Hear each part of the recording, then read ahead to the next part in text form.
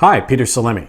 You know, back in the days of the Worldwide Church of God, many of them believed that Psalm 83 was actually a prophecy that gave us a list of the nations that's going to join the beast in the end time. And even today, many mainstream fundamentalist churches and the offshoots of the Worldwide Church of God believe that Psalm 83 is a prophecy about the coming beast power. But is it really? Now, there are prophecies in the book of Psalms, but those prophecies are mainly about the Messiah and mainly about the salvation of Israel. But you do not find specific prophecies about Gentile nations in the book of Psalms. So what is Psalm 83? Is it a prophecy about the coming beast and these Gentile nations that are going to comprise the beast that we find in verses 6 through 8? Here we see a list of nations like Edom and Ishmael, Moab, the Hagarenes, Gebal, Ammon, Amalek, the Philistines, Tyre, and Asher. Are these nations going to comprise what the Bible calls the beast of prophecy? Well, when one looks at the Psalm, you will see that you don't find any prophetic language whatsoever in this chapter. You don't find the prophetic phrases like "in that day," or "the day of the Lord," or "the day of the Lord's wrath," or "in the last days," or "the latter days." You don't find any of those phrases in this psalm. We also find that in this plea to God, God does not answer Asaph like he does Ezekiel and Jeremiah and Isaiah. God doesn't answer Asaph telling him that there's going to come a future kingdom of God. He doesn't give him hope of the future coming Messiah. So there is no answer from God. So there's another proof that this is not a prophecy of the end time.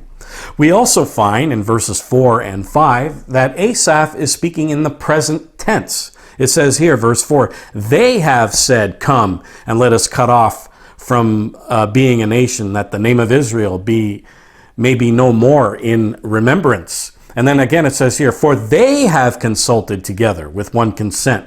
They are confederate against thee." So he's speaking in the present tense, talking about things that are happening in his lifetime. And when you look at 1 Chronicles, the 18th and 19th chapter, it fits in perfectly.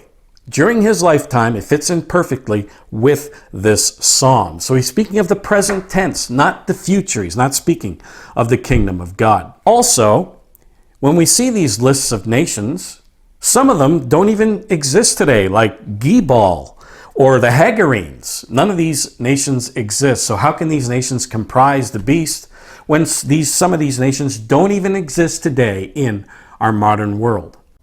Hi guys, this is Peter Salemi of the Watchman program. Did you know that your pineal gland is the bridge between the physical and the spiritual realms? And God even tells us so in Numbers, the 12th chapter, verse 6. Even Jesus Christ spoke of the mind's eye or the inner eye in the Gospel of Matthew.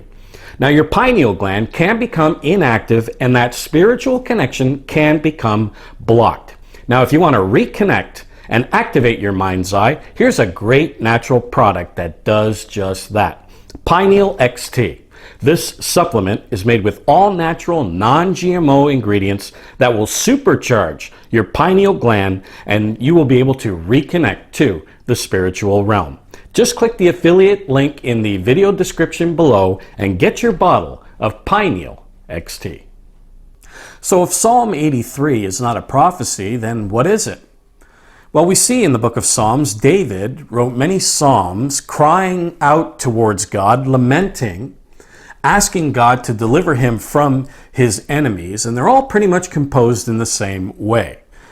You see, 1, a cry towards God. 2, a lament. 3, a confession of trust towards God.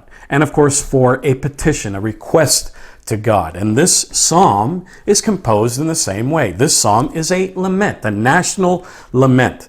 Verse 1, we see the cry towards God. Verses 2 through 8, we see a lament.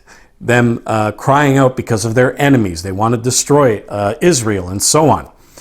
Verse 9 through 12, we see a confession of trust towards God. And then 13 through 18, we see a petition, a request to God. So it's structured in the same way like all the other Psalms when David cried out, asking God to deliver him from his enemies. So there is no evidence whatsoever that this is a prophecy. Now, if you want to study this more, I wrote an article called Psalm 83 is not a prophecy. And I'll put the link in the description below, and you can download it directly from there, free of charge. Don't forget to like and subscribe to this YouTube channel, and I'll see you here next time on the Watchman program.